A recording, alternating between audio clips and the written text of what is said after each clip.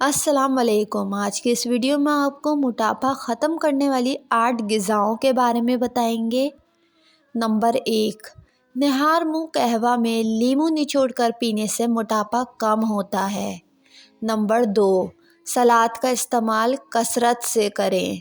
Number 3, मोटापा ख़त्म करने के लिए 1 कप नीम गर्म पानी में लीमू का रस निचोड़ कर पी लें, जिससे मोटापा कम होता है।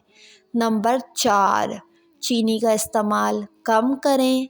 नंबर 5, 7 दाना कलवंजी निहार मुँह इस्तेमाल करें। नंबर 6, वर्जिश को मामूल बना लें।